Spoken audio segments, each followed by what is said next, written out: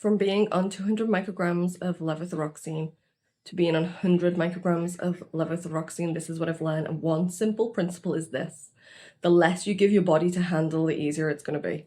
In some cases, that can end up looking like boredom or depression.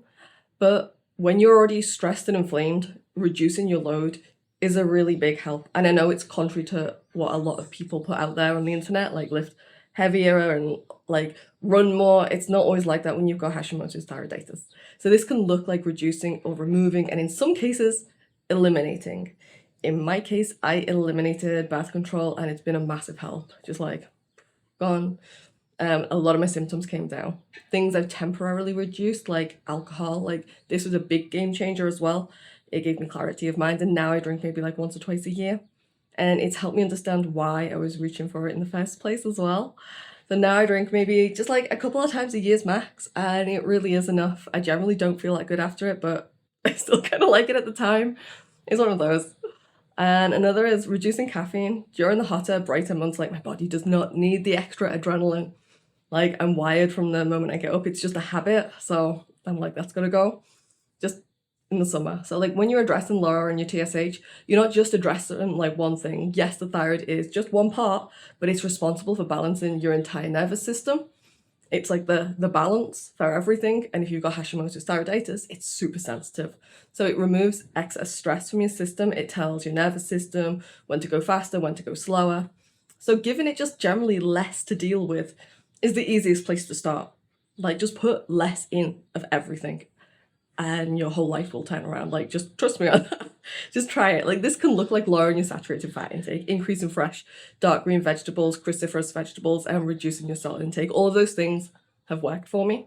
Small adjustments like this can have a really, really, really, really big impact because thyroid sensitive. Small changes equal big effect. So if you're struggling with higher TSH, you're essentially kind of sensitive to imbalances. So what can happen when you make these changes is this: like you're gonna get a bit more tired. Yeah, I know, right? Not really what you want. But stay with me. Like what is happening is your system is lowering its cortisol and probably adrenaline as well. And you've probably been surviving on the adrenaline and the cortisol. Wrong fuel, wrong fuel. Instead of elevated cortisol and adrenaline, you want higher and balanced levels of dopamine. Too much and you're going to be wired, like me in the summer and coffee. And not enough and you're not going to have that feel-good feeling. So that could look like winter when you just don't want to do anything. And yeah, dopamine is linked to adrenaline, but when you're getting dopamine from healthy sources, you're going to be getting other feel-good hormones along with it, like, and I've talked about this before, oxytocin, you know, the bonding hormone, like when you love something, like I love playing the piano, like that. So like as you change your diet to lower your stress levels, it's important to add something in that you love. It can be anything which adds value to your life, literally anything. Anything that gives you that like feeling of reward that genuinely benefits you. So like not like Netflix and a bag of KFC, okay? Like you know the difference. Like pretty much you need to learn to love your health and keep focusing on what you want more of, accept what you don't have, and work on slowly changing it. So I'm going to go through some key points about lowering your TSH. So there isn't a one size fits all, but there are lots of things which do work for many. And exercise is not punishment.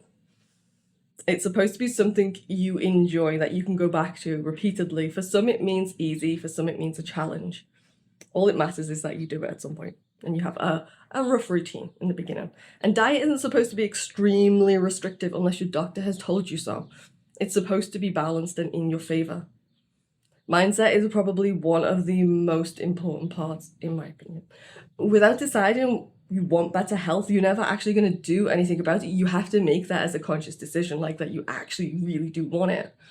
And lowering TSH, for me anyway, is taking time, but it's always been one step forward, a pause here and there, a wobble there, but generally it's always been moving forward. Sometimes there's pauses, sometimes there's a lot of progress, and I just got to take the rough with the smooth.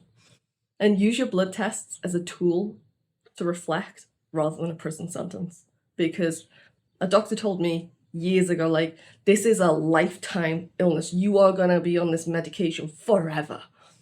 And I was just like, okay. And since then, I've learned that doctors can be wrong. Like, they can be. It's what I've realized.